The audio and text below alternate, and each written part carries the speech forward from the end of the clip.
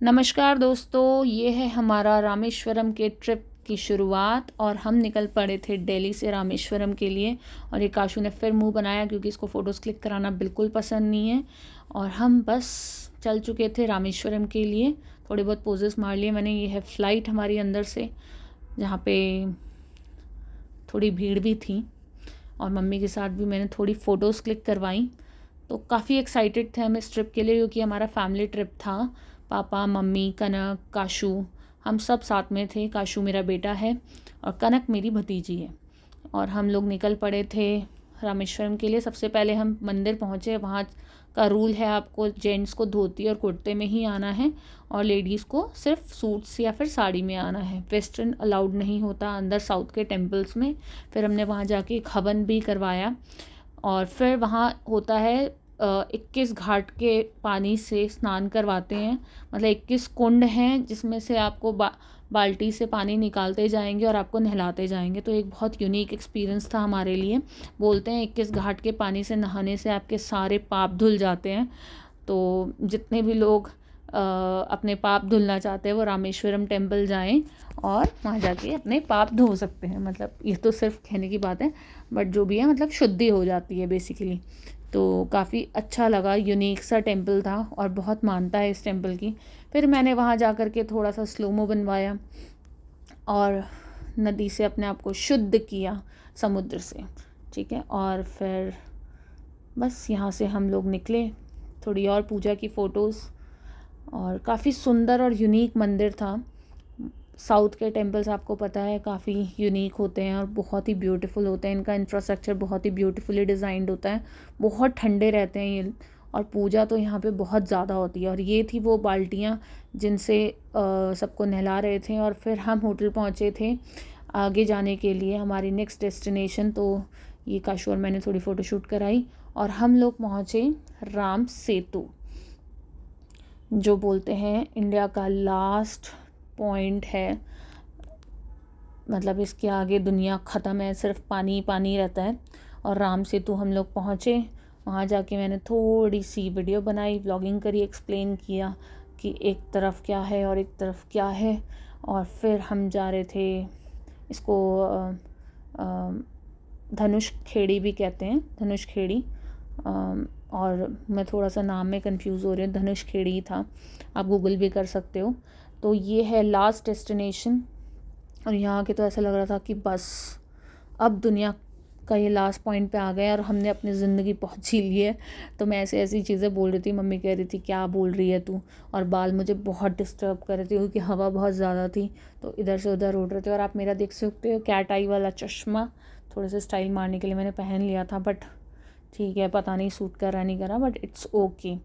तो वहाँ जाके हम लोग बस पहुँचने ही वाले थे समुद्र के पास। फिर हमने वहाँ देखा कि बच्चों को भी लेके आ रखे थे काफ़ी लोग, स्कूल वाले। और वहाँ का जो आई थिंक कोस्टल एरिया का जो ये था पुलिस, वो लोग अपने गार्ड्स को ट्रेनिंग के लिए भी लेकर के आ रखे थे। तो वो भी हमें देखने को मिला कि कैसे ये लोग ट्रेनिंग देते हैं अपने कोस्टल गार्ड्स को। और हम लोग फिर निकल पड़े आगे समुद्र के पास राम सेतु की तरफ। वहाँ देखा हमने काफ़ी सारे लोग सीप के माला और बहुत सारी अलग अलग चीज़ें बेच रहे थे। सच्चे मोती की माला, कड़े, इयररिंग्स और बहुत कुछ।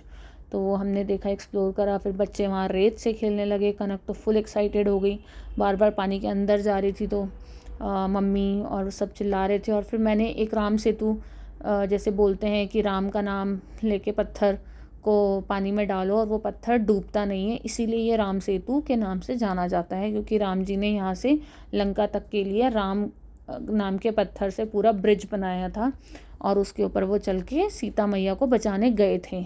तो ये थी इसकी स्टोरी। तो मैंने भी ट्राई किया बीच में जाके पत्थर डालने का, बट मुझसे तो ऐसा कुछ हुआ नहीं, पता नहीं अब ऐसा क्यों नहीं हुआ। फिर हमने, पापा ने भी ओके करा कि ठीक है बेटा, वेल डन, और फ़ोटो क्लिक कराई, जोक्स अपार्ट। और फिर हम आ गए थे वापस होटल में। और हमने फिर ऐसे थोड़ी और फ़ोटोज़ क्लिक कराई, कनक और मैंने ट्विनिंग किया था। और फिर हम गए पंबन ब्रिज। पंबन ब्रिज जो पूरे सी के बीच में ऐसे ट्रेन चलती है और एक ब्रिज बना रखा है, तो इस ब्रिज को बोलते हैं पंबन ब्रिज, जो आगे राम सेतु भी जाता है और आगे भी जाता है तो रामेश्वरम। तो हम लोग बस निकल पड़े थे पम्बन ब्रिज के लिए। थोड़ी बहुत मैंने वीडियोस बनाई क्योंकि ये सब मैंने पहले इंटरनेट पे ही देखा था, मैंने कभी लाइव नहीं देखा था ये रेलवे ट्रैक। बट बहुत ही ब्यूटीफुल था, सीनिक ब्यूटी। और जो हमारे ड्राइवर भैया थे वो सच में बहुत अच्छे थे, मतलब बहुत ही डिसेंट। रामेश्वरम के जो लोग हैं मदुरई के, मतलब बहुत ही सिंपल और डिसेंट लोग लगे। बिल्कुल ऐसा लग नहीं रहा था कि उनको पैसे का लालच है या कुछ। बहुत सेटिस्फाइड और वेरी जटाटवी गलज्जल प्रवाह पावितस्थले कलेवलम्ब्य लम्बितां भुजङ्गतुङ्गमालिकान्तमड्डमड्डमड्डमन्निनादवड्डमर्वयं चकार चण्डताण्डवं तनोतु नः शिव शिव।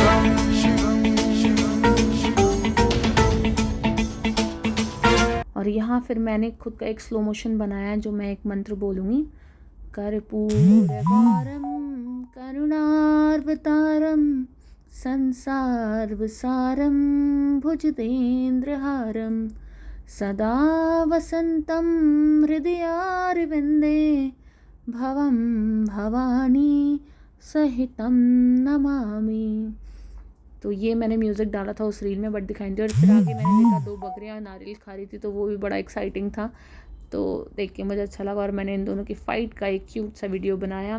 फिर हम निकल पड़े थे आगे जाने के लिए वापस अपने उसी रास्ते से। और हम लोग जा रहे थे अब मदुरई।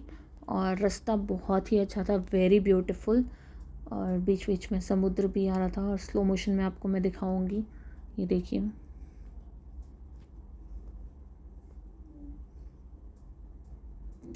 मुझे सी इतना पसंद है, इतना पसंद है, मेरा मन करता है बस सी के पास ही बैठे रहो।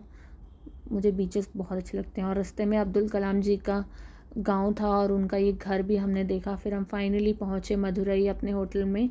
तो ये होटल का नाम था हेरिटेज। और ये बहुत ही ब्यूटीफुल रिजॉर्ट था, मतलब हेरिटेज स्टाइल में ही बना हुआ था। जैसे इसका नाम था हेरिटेज, वैसा ही ये होटल था। बच्चों ने थोड़ी स्विमिंग करी, थोड़ी बहुत मैंने भी करी। और फिर रात को मम्मी को शौक़ चढ़ा होटल घूमने का और उनको मिला झूला। फिर ये झूला झूलने लगी और अपने बचपन के किस्से सुनाने लगी। मेरी मम्मी भी थोड़ी शैतान किस्म की है, उनको ये सब करना बहुत पसंद है, झूला झूलना, थोड़ी थोड़ी शैतानी करना। तो हमें भी अच्छा लगता है उनको ये सब चीज़ें करते देख के, क्योंकि बोलते हैं ना बुढ़ापे में बचपन वापस आ जाता है। तो वही उनके साथ हो रहा है, उनको अच्छा लगता है कि मतलब बच्चों वाली हरकतें करें। और ये मैं आपको छोटा सा एक होटल का व्यू दे रही हूँ, देखिए कितना सुंदर इसका गार्डन था। ये रेस्टोरेंट का रास्ता है और ये पूरा लॉन था इनका। और इनका स्विमिंग पूल भी बहुत सुंदर था, मतलब काफ़ी अच्छा था। रेस्टोरेंट भी काफ़ी अच्छा था, ऑथेंटिक फूड था एकदम।